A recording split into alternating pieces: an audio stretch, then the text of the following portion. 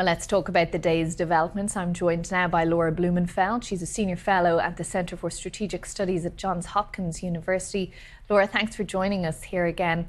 Talk to us a little bit about the purpose of Secretary Rubio's visit as you see it. He's kind of walking a tightrope between two allies who at this time have very different views.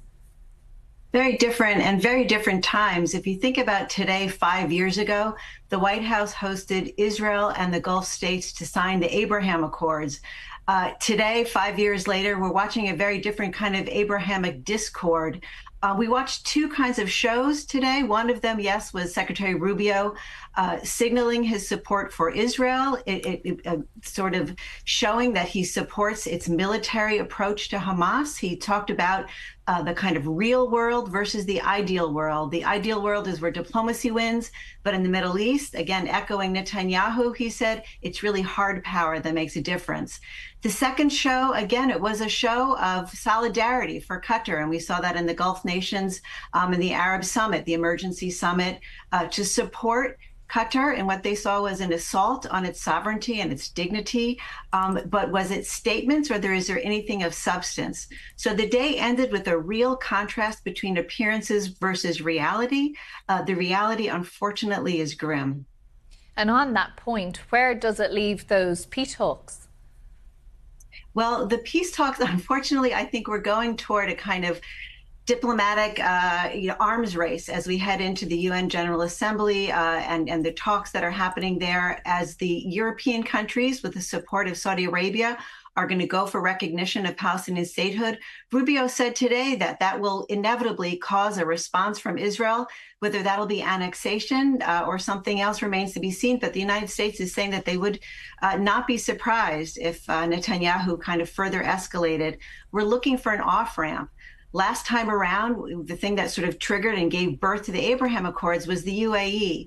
The Gulf states are the swing voters in this kind of struggle between peace and war, and unfortunately they feel like they've just been assaulted, and so they're all about defense, and they're not really about to reach out with an olive branch when they're thinking about their own sores.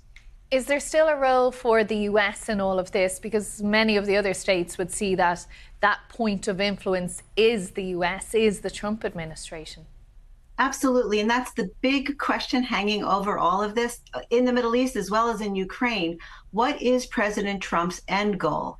When he says that he supports Israel, does he mean in defeating Hamas, or does he mean in depopulating Gaza? I don't think that we've had a clear answer for that, and if we understood what the answer to that was, then we would know the way forward.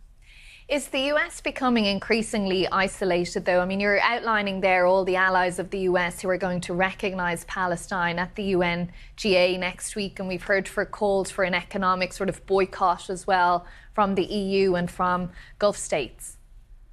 Well, look, today in the circus of the Middle East, Trump, the administration, reminded me of the guy kind of with the broom, cleaning up behind the elephant. Israel created a mess last week, and the message, is trying to sort of calm everybody down for today.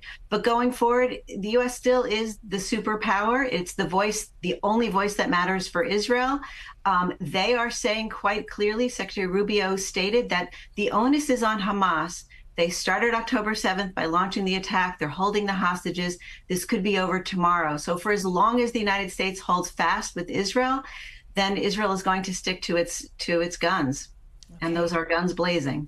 Indeed they are. Okay, Laura Blumenfeld, thank you very much for that. Thank you.